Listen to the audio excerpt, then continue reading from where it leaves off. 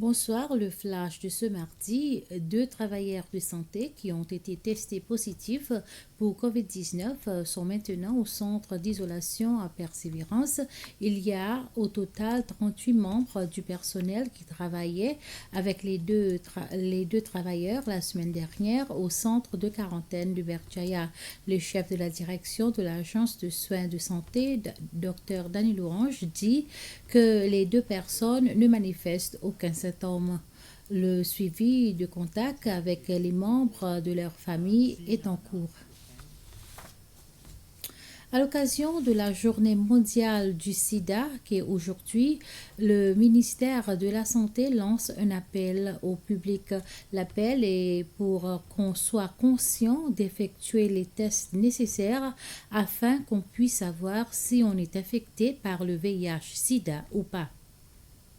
Tous les individus qui portent ce virus sont encouragés de continuer à prendre leurs médicaments et le public en général est appelé à adopter un meilleur comportement sexuel.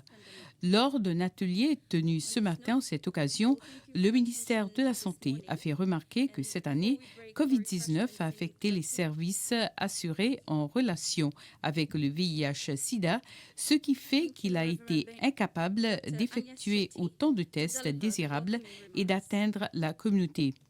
Comme a indiqué la chef de la direction du Conseil national du sida, la docteure Anne Gabriel, cette situation a causé un recul pour notre pays en termes de satisfaire les objectifs des Nations unies établis dans la lutte contre cette maladie. Cette année, 64 nouveaux cas de VIH ont été enregistrés et selon la docteure Gabrielle, il y a plus de cas qui n'ont pas été encore dépistés. Le président Weveram Kalawan a quitté Maurice et aujourd'hui, au dernier jour de sa visite à Maurice, il a pu se rendre compte des travaux en cours sur les deux bateaux de garde de côte. Il s'agit de Topaz et Étoile au chantier naval de l'océan Indien à Maurice, où il a été accompagné par plusieurs membres de sa délégation, y compris le commandant des gardes-côtes des Seychelles, le colonel Simondine. C'est le major David Harrison et major Hans Radegonde qui dirigeaient la délégation présidentielle.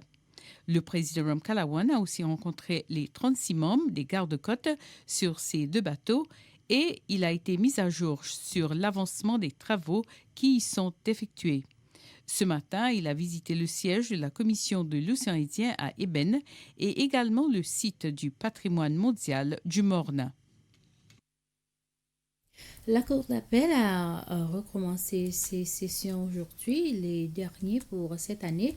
Aujourd'hui, les dates et les heures des différents cas ont été mentionnées à la Cour d'appel.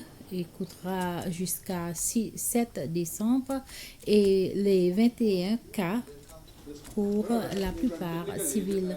5 juges écouteront ces cas, à savoir le président de la Cour d'appel lui-même, le juge Anthony Fernando, la juge Mathilda Toumé, la juge Fiona Robinson et les juges Oualjile Dingake et Liliane Tibaté-Moi.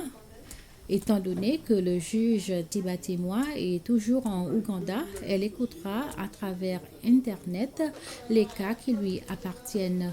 La Cour d'appel rendra jugement sur ces cas le vendredi 18 décembre. Voilà, c'est la fin de ce flash. Merci de votre attention. Bonne soirée à toutes et à tous.